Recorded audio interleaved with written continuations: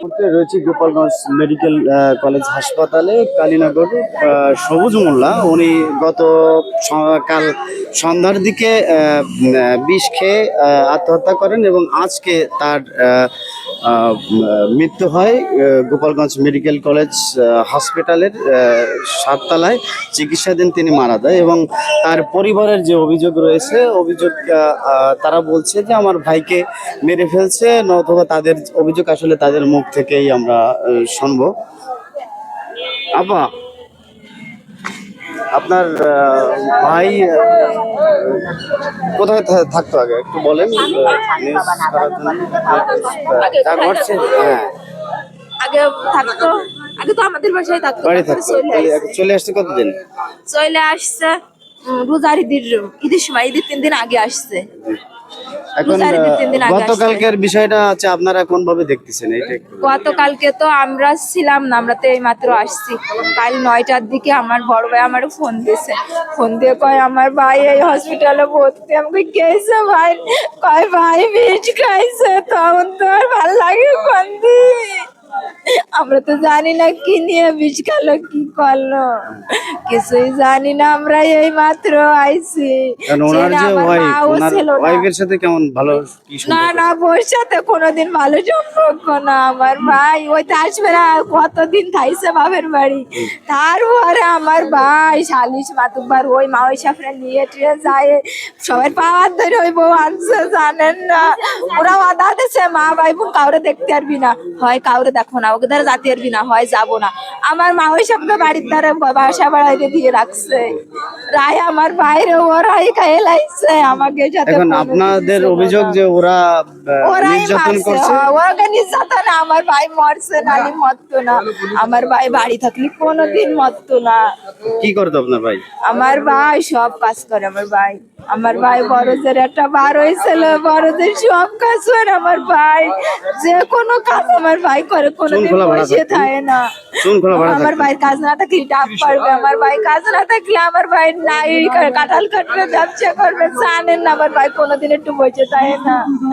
আমার ভাই অনেক কর্মচারী ছিল। আমার ভাই এই 3 মাস না কতদিন জানি না, ঈদের 3 দিন আগে আইছে। আমার ভাই আমাকে যায়নি, আর আমাকে সাথে আমার ভাইয়ের সাথে কোনো সম্পর্ক হয় নাই। আমার ভাই যাই, আমার বোন, আমার মা সব খাইছে সেইটা। এখন আপনার আমার যে বাসায় থাই সেই বাসার মানুষের দ্বারা জিজ্ঞেস করেন, আমি কি কোয়ান্তে বাবা যে আমি তো সে বাসার মানুষ তো এখন এই জায়গায় নাই। এখন আপনি বলেন যে কি হয়েছিল ঘটনা? আমার সাথে কিছু হয় না। পরশুদিন রাত্রে আমার শাশুড়ি বলতেছে, আর এই যে ওই আমার এই মায়ের সাথে বিটার বসে, উনি আবার যুদ্ধ হয়ে গেছে আমাকে বাসার দ্বারাই থাকে। তাই মানে আমার আমার মাইজে যা ওনার মেয়ে, ওনার মেয়ে মানে আমাকে ধর বেড়াতে আইসে, আমাকে ধর আসতে দিন নাই। তাই নিয়ে ওর আব্বু সিলে যে আমার বাড়ির বিটে আইসে, আমাকে ধর আসতে দিন নাই। এ নিয়ে ওর আম্মু আইসে পরের দিন বিকেলে, আমাকে বাড়ি সকালবেলা আইসে ভোরে। পরে আইসে ওর আম্মুরে বেশি মানে আমার যারে বেশি কথা কইছে মেলা। পরে আমি চাচা তা উনি আইসে আমাকে বাড়ি আইসে, তোমার তো ওইসব করতে আইস নাই, টাকার দিন আছে মানুষ ওই দাইনো টাকা পাবে সেই টাকা। তারপরে আমি বলছি তো তুমি ওনারে বেশি কথা করছো কেন, যে উনি আইসে তো তোমার ভালো কথা করতে, তা হবে না। আমারে কছে কি তোর মা হয়, তোর মার দ্বারে যদি তুই থাকবি। আর এর আগে ওরও অনেক ঝগড়া আছে, সেইটা করতে গেলে এখন বহুত দূর যাবে না। এখন চাইলাম কোন কথার পরে আর কি পরে ওই যে বিষ খাইছে কোন কথার পরে, এটা আমি করতে পারবো না।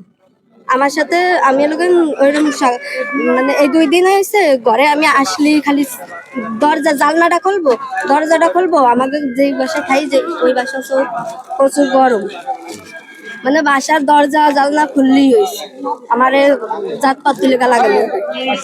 পরে আমি খুলি না, আমি বাইরে খাই। পরে ওই দিন করে সারা বিকেল আমি ওই আন্টিকে দ্বারে পরে একা আছো নাকে দাঁড়িয়ে বেড়াচ্ছি।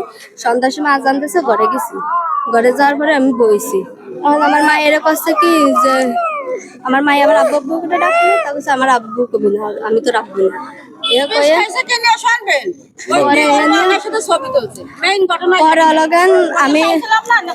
আমি গেছি আমার বাপের বাড়ি গেছি। তারপরে আমার আম্মু কইছে কি শামিমটা নিয়ে আয়, আমার ভাইয়ের নতুন বিয়ে হয়েছে, আমার ভাইয়ের নতুন বিয়ে হয়েছে, তা বেশ আমার ভাইয়ের সাথে ছবি তোলা নিয়ে এটা ফ্যাক্ট না।